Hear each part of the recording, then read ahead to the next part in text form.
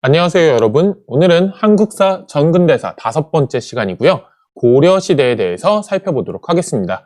자, 고려의 통치체제 정비 과정에 대해서 우리가 좀 살펴보도록 할 건데요. 자, 그러기 위해서는 크게 보면 4시기로 구분한다고 생각하시면 됩니다. 자, 고려가 여기 보시면, 자, 표시가 안 됐네요. 여기 보시면 후삼국 시대의 분열을 통일을 하고요. 그 후삼국 통일을 분열했던 어떻게 보면 왕건이 호족을 통합하고 다양한 정책들을 시행해 가는 과정입니다. 자, 요 호족의 통합이 상당히 중요하다는 거 기억을 좀 해두실 필요가 있고요. 자, 그 과정에서 호족 연합 정권으로 출발했던 이 고려가 왕권을 강화해 가는 과정이 나타납니다. 그러니까 이 고려에 기본적으로 왕들도 원래는 호족 출신이었던 거예요. 왕건 같은 경우도. 자, 그런데 다른 호족들보다 좀 더 힘이 세고 어떻게 보면 세력이 커지니까 다른 호족들을 통합해 가는 과정에서 고려를 세우게 되는 거고요. 그러니까 고려라는 왕위를 차지하게 되는 거고요. 자, 그 다음에 고려가 이제 다른 호족 연합 정권인 후백제를 무너뜨리고 신라를 병합을 하면서 이제 삼국을 통일했던 거죠. 자, 그러다 보니까 고려 초의 가장 큰 문제점은 여전히 지방에 있는 호족들의 세력이 상당히 강력하다라는 겁니다. 그리고 그 지방에서 힘을 가지고 있는 중앙에 올라온 호족들도 상당히 큰 목소리를 내는 거고요. 자, 그러니까 그 과정에서 국가를 안정적으로 운영하기 위해서는 호족 세력을 억압하고 제압하고 왕권을 강화시킬 필요가 있겠죠. 그런 과정이 한 차례 벌어지게 되는 거고요. 자, 그리고 이렇게 왕권을 강화한 걸 바탕으로 요건 어떻게 보면 하나 개인의 카리스마로 호족 세력들을 눌러놓은 거라고 한다면 이제는 기본적으로 통치를 제도적으로 안정화시킬 필요가 있겠죠. 그때 유교를 중심으로 한 다양한 새로운 제도들이 도입되는 과정들이 나타납니다. 그러니까 첫 번째는 후삼국의 통일, 자, 그리고 두 번째는 태조 왕건의 정책, 세 번째는 국초의 어떻게 보면 왕권을 강화하는 과정, 그 다음에 네 번째는 그 강화된 왕권을 바탕으로 새로운 통치 제도가 정비되는 과정을 살펴보시면 되겠습니다. 자, 그러면 우선은 우리가 후삼국의 통일에 대해서 먼저 좀 살펴보도록 하죠. 자, 기본적으로 이 고려 같은 경우는 왕건이라고 하는 송악, 그러니까 개경이죠. 송악을 중심으로 하는 호족 출신의 세력이 기존의 후고구려를 세운 궁예를 몰아내고 왕위에 오르게 되는 겁니다. 그러면서 세워진 나라인 거죠. 여기서 보는 신하들의 추대를 받았다라는 거 얘기를 할 때 이 신하들도 어찌 보면 각각 하나의 세력, 하나의 지방 세력을 가지고 있는 호족들이라고 생각하시면 돼요. 그러니까 원래는 궁예가 그 호족들의 추대를 받아서 왕이 된 건데 이 궁예가 워낙에 폭압적인 정치를 하니까 강압적인 전제 정치를 하니까 신하들, 즉 각 지역의 세력들이 여기에 이기지 못하고 훨씬 명망이 높아지고 있던 왕건을 추대해서 궁예를 몰아낸 거죠. 자, 그러면서 왕건이 고려라는 나라를 세우고요. 자기의 세력 기반이었던 송악으로 수도를 옮기게 됩니다. 그러니까 궁예도 원래는 왕건 세력의 도움을 받아가지고 처음에 후고구려를 세웠기 때문에 송악에다가 수도를 뒀었거든요. 근데 왕건 세력이 너무 커지니까 궁예가 철원으로 나라를 이주를 시켰어요. 자, 왕건이 어떻게 보면 송악 세력에게서 좀 벗어나겠다라는 거였죠. 그리고 자기 권력을 휘두르려고 했던 거죠. 자, 그런 과정에서 왕건이 새롭게 왕위에 오르게 되니까 철원에서 다시 자기 근거지인 어디로 돌아온 걸까요? 송악으로 돌아온 거라고 생각하시면 됩니다. 자, 그리고 이 고려가 결국에는 삼국을 통일해내는데요. 그 통일 과정은 그냥 가볍게만 우리가 살펴보도록 합시다. 태조는 즉위 이후에 기본적으로 신라에 상당히 우호적인 정책을 펼쳤습니다. 기존의 후고구려의 궁예가 펼쳤던 적대적인 정책이나 후백제 견훤이 펼쳤던 적대적인 정책과는 달리 신라에 상당히 우호적인 정책을 펴면서 민심을 어느 정도 얻을 수 있었고요. 그 결과 신라 마지막 왕이었던 경순왕이 직접 항복을 해와 전쟁 없이 신라를 통합하게 되죠. 자, 이럼으로써 어느 정도 어찌 보면 후삼국의 흐름에서 주도권을 잡게 된 고려인데요. 자, 그리고 936년 다음 해죠. 이때 후백제에서 왕위 계승 문제가 터져서 내분이 일어납니다. 이 내분 과정에서 후백제를 세웠던 견훤이 아들한테 쫓겨나고 한 절에 유폐가 되는데 이때 견훤이 도망을 쳐요. 아들로부터. 아들의 소나기에서 도망을 쳐서 어디로 가느냐? 송악의 왕건을 찾아갑니다. 자, 그럼으로써 후백제에 어떻게 보면 건국자였던 견훤마저도 고려에 귀순할 정도로 고려의 위상이 높아지게 되겠죠. 그리고 마지막으로 이 후백제를 공격함으로써 멸망을 시키게 되고 후삼국을 통일하게 되는 겁니다. 즉, 잘 생각을 해보시면, 잘 살펴보시면 결국 최종적으로는 후백제를 어떻게 보면 전쟁을 통해서 멸망을 시키기는 하지만 신라도 결국엔 귀순을 해오고요. 후백제를 세웠던 견훤도 귀순을 해옴으로써 고려 같은 경우는 지방의 각자 다양한 세력들을 하나로 뭉치고 통합하는 느낌의 통일에 성공을 해내는 겁니다. 자, 그리고 그 당시 거란에 멸망한 발해 유민들이 고려로 내려오는 경우가 많았는데 이들도 포용을 함으로써 이를 바탕으로 후삼국을 비롯한 발해 유민까지 포용하는 민족의 재통합을 이루어낼 수 있었다는 거 상당히 잘 기억을 해두시면 좋겠죠. 즉, 후삼국의 통일 과정에서 물론 다양한 전쟁도 벌어집니다. 자, 근데 그런 과정에서 왕건이라는 인물이 보여줬던 포용력이라든지 아니면 융합을 위한 노력들이 상당히 큰 효과를 거두면서 결국에 후삼국이 통일이 된다는 거 기억을 해두실 필요가 있습니다. 자, 그럼 그것과 관련해서 왕건은 실제로 다양한 정책들을 펼쳤을 텐데요. 그 정책이 어떤 내용들이 있는지 살펴보도록 하겠습니다. 자, 기본적으로는 3가지 정책을 살펴보시면 돼요. 호족을 통합하려는 데 상당히 많은 노력들을 합니다. 왜냐하면 각 지역에 있던 호족들이 그 당시에 상당히 활기를 치고 있었기 때문에 이들을 어떻게 보면 포섭하고 받아들이는 게 고려의 국력을 키우는데 결국에는 상당히 중요한 역할을 할 테니까. 호족의 통합, 첫 번째 어떻게 보면 목표가 되는 거고요. 민생을 안정시키기 위해서도 또 많은 노력들을 합니다. 신라 하대에 이어졌던 민생의 불안이 결국에는 호족의 어떻게 보면 발흥이라든지 신라 하대의 다양한 혼란들을 가져왔던 거잖아요. 그러니까 당연히 이 민생을 안정시켜서 국가의 기틀을 다지는 게 상당히 중요한 과제였던 거죠. 자, 그리고 고려를 계승했다라는 나라 이름에서 우리가 확인해 볼 수 있듯이 북진 정책을 통해서 영토를 넓히는 데도 상당히 다양한 노력들을 합니다. 요 3가지가 기본적으로 태조의 정책들인데요. 자, 우선은 호족 통합과 관련해서 잘 살펴보시면 처음부터 호족들을 찍어 누를 수 없습니다. 특히 왕위를 뺏은 직후에, 왕위를 차지한 직후에는 기존의 궁의 세력을 따르던 호족들도 있단 말이에요. 요 세력들을 제압하고 어떻게 보면 포섭하는 게 상당히 중요하죠. 그리고 자기를 추대시켜준 호족들을 아우르고 그 다음에 포섭하는 것도 상당히 중요하죠. 그러다 보니까 요 호족들을 어찌 보면 일종의 하나의 가족 관계로 만들려고 되게 많은 노력들을 합니다. 제일 믿을 수 있는 건 어떻게 보면 가족이니까. 자, 그래서 유력한 가문들과 혼인 관계를 맺습니다. 자, 그러다 보니까 29명의 왕비를 드릴 정도로 혼인이 상당히 비일비재하게 이루어지는데요. 이거는 결국에는 호족 세력들을 포섭하기 위한 왕의 어떻게 보면 장인들로 만들어주기 위한 방법이었던 거고요. 또는 성씨를 하사하기도 해요. 유력한 호족들에게 자기 성씨인 왕씨를 하사해서 왕족으로 신분을 높여주고 사실 일종의 어떻게 보면 가족으로 받아들이는 이런 모습들을 통해서 호족들을 우대해주는 방식들을 취하는 거죠. 그걸 통해서 각 지역에 있는 호족들을 포섭을 하고 세력을 확장해 가는 과정에서 신라나 후백제를 압박을 하고요. 그 신라와 후백제에 속해 있던 호족들에게도 신하들에게도 상당히 포용적인 모습들을 보여주면서 결국에는 통일을 이루어내는 데 성공을 하는 겁니다. 자, 그런데 이렇게 호족들을 오냐오냐만 해주면 안 되겠죠. 결국에는 왕과 호족들은 당연히 이렇게 등급이 나눠져 있는 거니까 왕 입장에선 이 호족들을 제압하고 어떻게 보면 견제할 만한 수단들도 필요합니다. 그 제압과 견제의 수단이 뭐였냐면 바로 사심관 제도와 기인 제도였습니다. 이걸 통해서 호족을 통제하고 지방 통치를 보완하고자 노력합니다. 그러니까 처음부터 중앙에서 지방관을 파견할 수는 없어요. 왜냐하면 각 지역의 호족들이 그 지역에서 세력을 차지하고 있으니까. 그래서 이 호족들을 통해서 지방을 통제하고자 하는데요. 자, 그러려면 호족들을 말 잘 듣게 해줘야 되죠. 그래서 혼인하고 성씨하사를 하는 거예요. 자, 그렇다고 그들을 오냐오냐만 하면 안 되죠. 그럼 그들이 어떻게 보면 배가 불러서 또 다른 짓들을 벌일 수가 있으니까. 자, 그래서 이들을 통제하고 지방을 통치하는 데 보완 정책들을 시행을 하게 되는데요. 그 정책이 아까도 얘기했지만 사심관 제도와 기인 제도입니다. 기인 제도가 좀 더 쉽죠. 지방 호족의 자녀들을 볼모로 삼아서 수도에 머물게 하는 겁니다. 그리고 명분은 이거예요. 출신지의 일을 자문하도록 하는 겁니다. 그러니까 출신지, 각 지역의 일들이 터지면 이들을 통해서 중앙에서 어떻게 하면 좋을까요? 같은 것들을 물어보는 거예요. 근데 이들이 수도에 머물게 함으로써 지방의 호족들이 딴 마음을 못 먹게 하는 거죠. 인질제도입니다. 인질제도. 자, 그리고 사심관 제도라는 건 뭐냐면 사심관이라는 특별 관직을 하나 만듭니다. 그리고 이 사신관에 중앙의 고위 관료들을 임명해줘요. 그러니까 중앙의 고위 관직을 갖고 있는 사람들에게 사심관이라는 각 지역의 특별한 관직을 또 하나 추가로 주는 겁니다.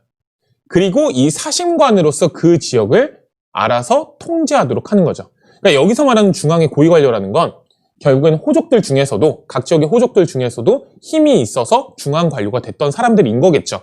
이 사람들에게 자기 지역에 대한 일을 맡기는 겁니다. 사신관이라는 이름으로. 처음에는 신라 경순왕, 마지막 왕이 항복을 했잖아요. 그래서 이 경순왕을 사신관으로 삼은 데서 비롯된 건데요. 이 이후에 경주뿐만이 아니라 주요 지역에 사신관을 설치하고 그 지역 출신의 호족들을 이 사신관으로 임명을 했던 겁니다. 자, 무슨 얘기냐? 이 호족 출신의 공신, 공을 세운 신하들을 통해서 그 지역의 민심을 수습하겠다라는 정책인 겁니다. 경순왕을 경주의 사신관으로 삼으로써 신라가 1000년 만에 망했잖아요. 당연히 경주에 어떻게 보면 상당히 사회적인 혼란들이 생길 수밖에 없습니다. 그 지역의 혼란을 경순왕이 알아서 어떻게 보면 통제를 해봐라 라는 어떻게 보면 일종의 자율권을 좀 넘겨준 거죠. 이걸 통해서 그 지역에 또 다른 토 세력들이 어떻게 보면 성장하는 걸 제압하고자 했던 겁니다. 그러니까 이 사신관 같은 경우는 일종의 회유책 중에 하나일 수도 있어요. 사신관으로 삼음으로써 호족들에게 그 지역에 대한 어떻게 보면 일종의 어느 정도의 통치권을 인정해주는 측면이 분명히 있으니까. 근데 이게 왜 통제 정책으로도 쓰이냐면 만약에 사신관이 이렇게 통제하고 있는 지역에서 반란이 일어나거나 큰 사고가 벌어지면 이 사신관들이 그거에 대한 또 책임을 지게 만듭니다. 너네가 어떻게 보면 책임지고 맡고 있는 지역인데 거기서 문제 생기면 책임도 당연히 네가 져야 되지 않냐 라는 얘기들을 할 수 있는 거죠. 그러니까 이 사신관 같은 경우는 일종의 회유책이기도 하지만 통제책이기도 하다라는 거, 이런 사신관을 통해서 지방을 통제하려는 노력을 했다라는 거 좀 기억을 해주실 필요가 있습니다. 그만큼 아직은 지방에 대한 통치가 완벽하지는 않았던 겁니다. 여러 지역들이 통합을 하는 과정에서 새로운 국가가 세워지고 통일이 이루어졌기 때문에. 자, 그리고 민생의 안정을 위해서 백성의 조세 부담을 줄이고 빈민 구제기관인 흑창이라는 걸 설치를 합니다. 그러니까 이런 것들을 통해서 민생을 안정시키고 백성들이 안정적으로 살아갈 수 있도록 사회를 평화롭게 유지하려고 노력을 많이 했다라는 거죠. 그래야지만 국가를 운영할 수 있는 조세 제도를 제대로 또 운영할 수 있을 테니까요. 자, 그리고 후대 왕에게는 후뇨10조라는 걸 내려서 통치의 교훈을 삼도록 했습니다. 10가지 교훈을 남기는 건데요. 중요한 건 후대 왕에게 남기는 겁니다. 그러니까 이 후뇨10조 같은 경우는 왕건이 자기 자손들에게 남겨놓은 가훈 같은 거라고 생각하시면 돼요. 자기가 나라를 세우고 이런 식으로 통치를 해봤는데 요런 거는 기본적으로 원칙상 지키는 게 좋을 거야. 그래야지만 우리가 제대로 통치하고 국가를 운영할 수 있어 라는 내용들을 전했다라는 겁니다. 이 후뇨 10조에 이 호족 통합이라든지 민생 안정과 관련된 내용들도 상당히 많이 등장을 하겠죠. 자, 그리고 대외적으로는 고구려 계승의식을 바탕으로 북진 정책을 추진했기 때문에 옛 고구려의 수도였던 평양을 서경이라는 일종의 어떻게 보면 지방의 중심 도시로 삼고 상당히 중시를 많이 합니다. 그리고 이 서경을 군사적인 기지로 해서 북쪽으로 영토를 넓혀서 청천강 유역까지 진출을 하게 됩니다. 자, 그리고 발해를 멸망시킨 거란과는 적대적인 관계를 맺게 되었다라는 것도 기억을 좀 해두시면 됩니다. 자, 요 두 번째, 지금 우리가 살펴본 요 내용들은 기본적으로 누구의 정책? 태조 왕건의 정책입니다. 호족의 통합, 민생 안정, 그 다음에 북진 정책. 자, 요걸 통해서 어찌되었든 태조 왕건은 통일을 해내는데 성공을 한 겁니다. 자, 그런데 이걸 통해서 상당히 또 다른 문제들이 생깁니다. 뭐냐면 여기 옆에 적혀 있는데요. 호족 세력을 포섭하는 과정에서 호족들을 상당히 우대해주다 보니까 특히 이 혼인 정책으로 인해서 지방에 힘이 있는 외척들이 엄청나게 늘어나는 겁니다. 그러니까 무슨 얘기냐면 태조 왕건의 아들들이 엄청나게 많을 거 아니에요. 이 아들들의 외조부들이 전부 다 각 지역에서 힘 꽤나 하는 세력들인 거예요. 자, 그러다 보니까 이 외척이었던 외조부들이 자기 외손주를 또 왕으로 만들고자 상당히 많은 노력들을 하면서 태조 왕건이 죽은 이후에 다양한 왕위 계승 분쟁들이 터지면서 초기에 상당히 많은 분란들을 겪습니다. 즉, 호족들의 힘이 제압이 제대로 되지 않으면서 결국 호족들 사이에 다툼들이 벌어지고 이 다툼이 중앙의 왕위 계승까지 어떻게 보면 영향을 줬다라는 거죠. 자, 그러면 이 과정에서 계속해서 왕으로 새롭게 즉위하는 경우들 같은 경우는 이 호족 세력을 어떻게 제압할 건지가 새로운 과제가 되겠죠. 그것과 관련된 내용들이 자, 보시면 자, 여기 왕권을 강화하다라는 부분에 있는 거겠죠. 자, 아까도 얘기를 했지만 태조가 죽은 뒤에 왕위 계승을 둘러싸고 외척 사이에 치열한 다툼들이 벌어집니다. 그 과정에서 정치 상황이 엄청나게 불안해지는데요. 태조가 죽은 다음에 해종, 그 다음에 정종이 즉위를 하는데 이 과정에서 상당히 많은 분란들이 있습니다. 그리고 정종이 즉위한 이후에 이 정종이 금방 죽고 그 정종의 동생이었던 광종이 임금으로 즉위를 하는데요. 이 4대 임금인 광종도 태조의 아들입니다.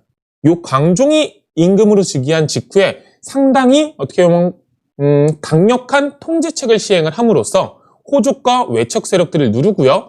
왕권을 강화하는데 결국에는 성공을 거두게 됩니다. 그게 누구? 광종 때라는 거. 즉 태조가 죽은 이후에 2대 해종, 3대 정종을 거치면서는 상당히 큰 혼란들이 있었다라는 거. 그리고 이런 혼란을 광종대에 어느 정도 정비를 해낸다는 거 기억을 해두실 필요가 있는데요. 자, 대표적으로 꼭 기억해 두어야 할 건 여기 나오는 노비안검법입니다. 자, 이 노비안검법 같은 경우는 노비와 관련된 법이죠. 요 단어에 초점을 맞추면 됩니다. 노비에 대해서 그 신분 상태를 검사하는 법이라고 생각하시면 돼요. 그러니까 우리가 신라 하대에 상당히 사회적인 혼란을 겪으면서 몰락한 농민들이, 원래는 평민이었죠. 이 몰락한 농민들이 경제적으로 너무나도 살기 힘들어지니까 힘이 있는 호족들에게 어떻게 보면 신분을 의탁하는, 그러니까 몸을 의탁하는, 의존하는 경우들이 되게 많이 생깁니다. 그럼으로써 이 호족들이 사실상 그 평민들을 자기의 어떻게 보면 재산처럼, 노비처럼 어떻게 보면 쓰게 되는데요. 이런 식으로 불법적으로 노비가 된 사람들이 상당히 많았어요. 그리고 이 불법적으로 노비가 된 사람들이라는 건 결국엔 뭐냐? 그 호족 세력들이 힘을 키울 수 있었던 배경인 겁니다. 하나하나가 어떻게 보면 호족들의 입장에선 자기의 사적인 병사일 수 있으니까.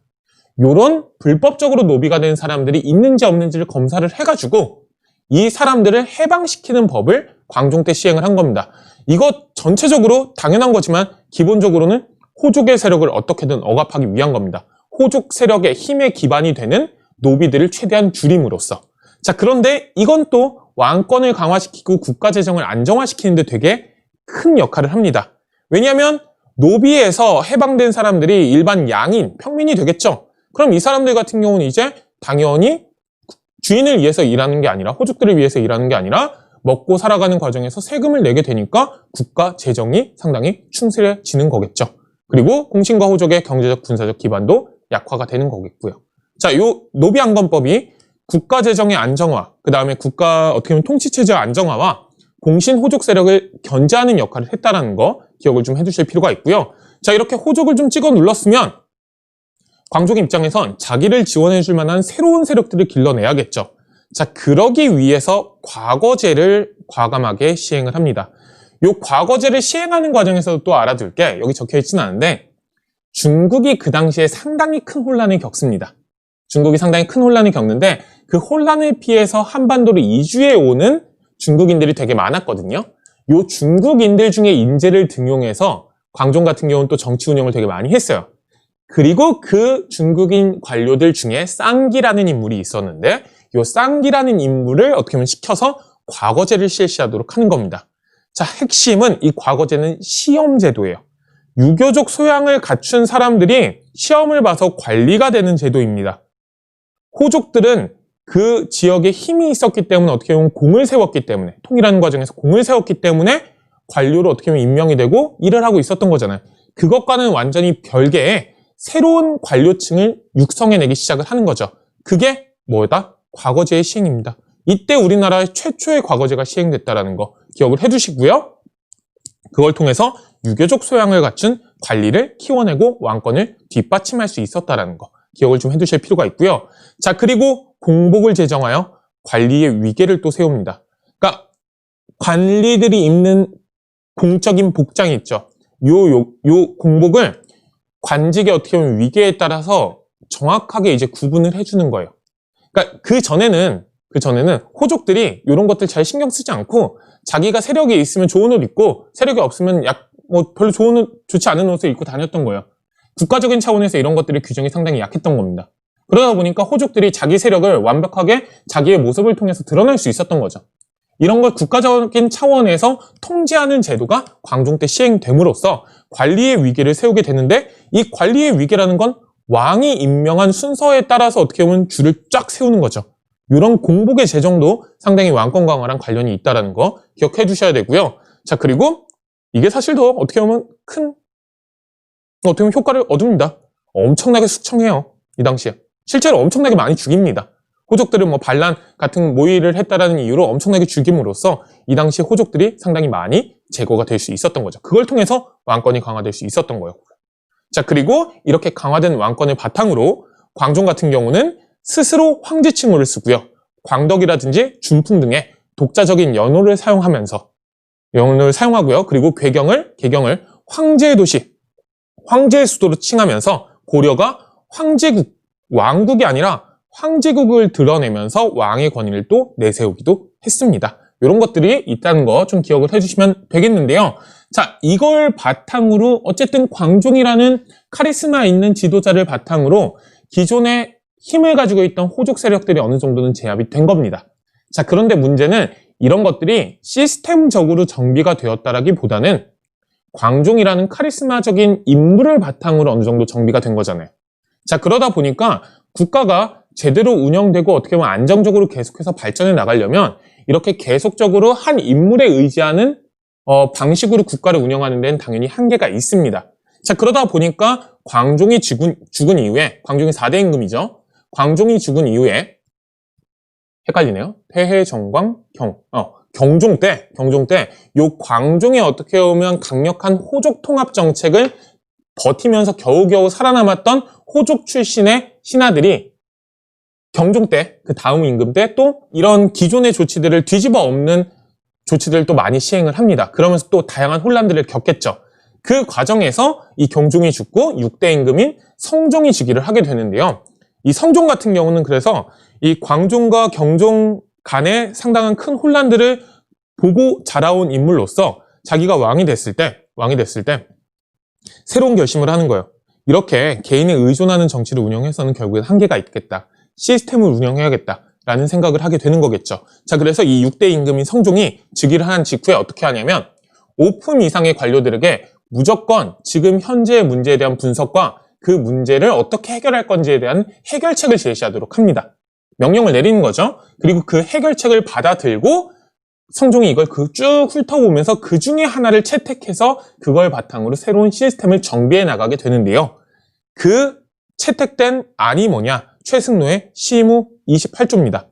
성종이 즉위한 뒤에 5품 이상의 경관에게 시무의 잘잘못을, 그 당시 어떻게 보면 정치 운영의 잘잘못을 논하는 글을 올리게 했고, 여기에 최승로가 올린 개혁안입니다.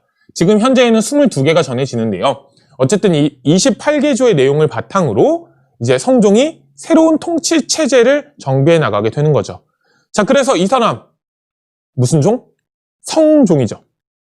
저번에 잠깐 얘기를 했는데 이런 어떻게 보면 시호들, 임금이 죽은 다음에 붙여주는 호칭들 같은 경우는 이 임금의 업적을 바탕으로 짓는다 그랬잖아요. 자, 요 성자는 이룰 성자, 완성하다 할 때 성자입니다. 요 성자가 붙은 임금들의 가장 큰 특징들은 뭐냐? 그 나라의 기본적인 통치 제도를 정비한 왕입니다. 그러니까 그렇기 때문에 6대 임금이 성종이라고 불리는 거겠죠, 고려에서. 마찬가지로 조선시대에도 경국대전이 완성되었던 시기에 왕이 성종이라고 불려요. 같은 의미인 거겠죠. 자, 어쨌든 성종 같은 경우는 최승로의 시무 28조를 통해서 이제 다양한 통치체제를 정비를 하는데요. 요 최승로 같은 경우는 신라 육두품 출신의 유학자입니다. 자, 그러다 보니까 이 사람이 지향했던 바는 유교를 바탕으로 한 어떻게 보면 국정 운영인 거죠. 이 성종 이전에 고려시대에는 유교보다는 불교가 훨씬 더 중시되는 모습들이 많이 보입니다. 태조 왕건 때부터 쭉 어떻게 보면 불교에 상당히 큰 영향을 받고 이 불교적인 측면으로 국가를 운영하는 모습들이 되게 많이 보였거든요. 자, 거기에 불만을 품었던 최승로가 시무 28조를 통해서 유교를 바탕으로 한 정치 운영을 해야 된다고 주장을 한 거고 그걸 성종이 채택을 했던 겁니다. 자, 그걸 통해서 중앙과 지방의 통치 체제가 정비가 되는데요. 중앙의 통치기구 같은 경우는 기존의 제도를 바탕으로 중국의 제도를 참조해서 삼성육부 제도로 정비가 되죠. 우리 발해의 통치 제도 정비를 얘기를 할 때 중앙 정치 제도로 삼성육부제가 있다고 했죠. 요 삼성 육부제는 중국 당나라의 기본적인 중앙 정치 제도입니다. 그 틀이죠. 그 틀을 우리식으로 좀 맞게 삼성 육부에서 셋 중에 2개만 설치를 해서 2개를 합쳐가지고 이제 둘로 줄인 거죠. 3개가 있는데 그 중에 2개를 통합해서 이성 육부 체제로 정비를 하고요. 지방에 이제 지방관을 파견하는 본격적인 지방행정제도를 마련하는데요. 지방에는 다양한 지역 세력들이 있기 때문에 처음부터 완벽한 시스템을 만들진 못합니다.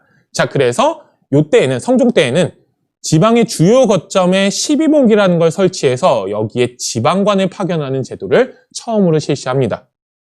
사심관이랑은 좀 다른 거예요. 사심관 같은 경우는 중앙에 있는 관직, 중앙에 어떻게 보면 관료들에게 너가 원래 힘이 있던 지역을 좀 책임지고 통제를 좀 해봐라는 특별 행정기관을 둔 거고, 특별 관직을 하나 맡긴 거고, 특수임무를 하나 더. 이거 같은 경우는 아예 지방으로 보내는 관직을 중앙에서 임명해서 보내는 거죠. 별도의 그 지방과 관련 없는 인물로. 이런 제도를 성종 때 처음으로 시행함으로써 중요한 건 중앙에 있는 왕이 지방을 직접 통제하려는 모습들을 보인다는 겁니다. 사심관 같은 경우가 뭐 사라지는 건 아니지만 사심관 같은 경우가 각 지역에 힘 있는 관리들을 통해서 간접적으로 어떻게 보면 좀 통제를 하려는 방법이었다면 이 지방관을 파견하는 건 훨씬 더 직접적인 통제를 하려고 하는 방법이었다는 거 기억을 해주실 필요가 있고요. 자, 유학을 중심으로 국가를 제도 정비를 하니까 당연히 유학교육도 정비를 하겠죠. 그래서 중앙에는 국자감, 지방에는 경학박사라는 교수들을 파견을 해서 유학교육을 장려하기도 했습니다. 한 가지 더. 이 지방에 설치된 주요 거점 12목 같은 경우는 이후에 훨씬 더 체계적인 정비가 이어지면서 복잡한 시스템 같은 것들이 만들어지겠죠. 자, 이렇게 해가지고 우리가 좀 살펴봤는데요. 이 고려의 통치체제가 정비되는 과정에서 꼭 기억해둬야 되는 것들 좀 살펴보시면요. 태조의 정책이 가장 잘 정리되어 있는 게 후녀 10조라고 했고요. 광종의 정책인 노비안건법과 과거제의 시행과 관련된 내용들이 여기 정리가 되어 있습니다. 여기서 이 쌍기 같은 경우도 어떻게 보면 광종이 호족 세력들을 제압하기 위해서 끌어들였던 중국인 출신 관료라는 것도 기억해 두시면 광종이 추구했던 바가 조금 광종이 추구했던 바를 좀 살펴볼 수 있을 거고요. 자, 그리고 이 최승로의 시무 28조 같은 경우는 상당히 중요하다는 거. 성종이 고려의 제도 정비를 하는데 밑바탕이 되었던 내용들이라는 겁니다. 자, 여기 보시면요. 그래서 지방관을 두소서라고 해서 지방관 파견을 전이하는 게 나오는데 요게 12목의 설치로 이어졌다라고 볼 수가 있는 거겠죠. 자, 그리고 이 13번, 20번 같은 경우는 최승로가 지향했던 정치 운영 방안이 뭐였는지를 보여주는 부분들입니다. 자, 기본적으로 우리나라에서는 봄에는 연등에, 겨울에는 팔관이라고 해가지고 요거 같은 경우는 전부 다 불교의 주요 행사들이거든요. 요 불교 주요 행사들이 열려서 여기에 사람들이 많이 동원돼가지고 힘든 일이 많아요. 그래서 백성들이 힘이 들어요. 그러니까 이거를 최대한 줄이거나 해가지고 백성들의 힘을 어떻게 보면 좀 되살아나게 해주자라는 내용들이 있죠. 요거 같은 경우는 백성들에 대한 내용이긴 하지만 그렇게 또 생각해 볼 수도 있습니다. 불교에 너무 치중하지 말자라는 의견을 제시한 거죠. 그거보다도 더 최승로의 의견이 더 많이 나오는 부분. 요 20번입니다. 불교를 믿는 것은 수신, 몸을 닦는 근본이고요. 몸을 깨끗이 하고 어떻게 보면 자기 마음을 가다듬는 것의 근본이고요. 유교를 행하는 것은 나라를 다스리는 근원입니다. 즉 불교라는 건 개인의 수양을 위한 어떻게 보면 사상인 거고 유교는 나라를 다스리는 기본적인 이념이나 통치체제를 정비하는 사상이라는 거예요. 자, 그러니까 이 수신 같은 경우는 내세, 다음 세상을 위한 거예요. 나라를 다스리는 것은 오늘날, 현재 지금은 되게 급한 거예요. 근데 지금은, 현재는 너무 가깝고 내세는 먼데 가까운 것을 버리고 유교를 버리고 그 다음에 불교의 수행을 취하는 건 잘못이 아니겠습니까? 그러니까 정치를 하는 데는 뭘 바탕으로 하자? 유교를 바탕으로 하자. 유교 정치를 지향하는 모습들을 보여주는 내용들입니다. 요게 수용이 되면서 성종 때 이런 유교적인 정치 이념을 바탕으로 다양한 제도들이 정비가 됐다는 거 기억을 해두시면 되겠죠. 자, 근데 한 가지 유념해둘 건, 오해하지 마셔야 될 건, 최승로가 불교 자체를 아예 거부한 건 아닙니다. 불교도 어느 정도 의미가 있다라고 분명히 지적하고 있는 거예요. 내세를 위한 바탕이고요. 몸을 가다듬는 어떻게 보면 근본이 되는 사상들이에요. 하지만 정치는 그걸로 하지 말자는 거죠. 불교는 개인적인 수행인 거고 국가를 운영하기 위해선 유교가 중심이 되어야 한다. 그래서 나는 유교를 강조하고 싶다라는 내용들입니다. 요게 어떻게 보면 고려의 기본적인 마인드라고 생각하시면 돼요. 종교적이나 아니면 신앙적인 측면에서 자기의 어떻게 보면 몸가짐을 가다듬는 측면에서는 불교 신앙을 상당히 적극적으로 수용하지만 정치를 운영하는 과정에서는 유교를 바탕으로 한 다양한 노력들이 이어진다는 거. 이런 것들이 고려 통치제도 그리고 고려 사회의 기본적인 특징이라는 거 기억을 해주시면 되겠습니다. 자, 이렇게 해서 우리가 지금 보시면요. 고려의 통치 체제가 어느 정도 정비되는 과정을 살펴봤습니다. 총 4단계죠. 후삼국을 통일하는 과정, 그 다음에 호족을 통합해서 다양한 정책들을 시행하는 왕건의 모습, 그리고 이 왕건이 어떻게 보면 제대로 마무리하지 못했던 것들을 광종이 개인적인 카리스마로 일단 호족을 쳐내면서 왕권을 강화시키는 모습들을 보였고요. 자, 그리고 그런 개인적인 카리스마로 한계가 있었던 것을 최승로의 실무 28조라는 내용들을 바탕으로 유학을 바탕으로 유교를 바탕으로 시스템으로 만들어가는 과정들을 살펴봤습니다. 자, 그럼 다음 시간에 우리가 할 건 뭐냐? 요 성종 시기에 갖춰지기 시작했던 이런 시스템이 구체적으로는 어떤 모습들을 갖췄는지, 고려라는 나라가 기본적으로 어떤 통치 체제를 갖췄는지 살펴보도록 하겠습니다. 자, 긴 수업 듣느라 고생했고 오늘 수업은 여기까지입니다.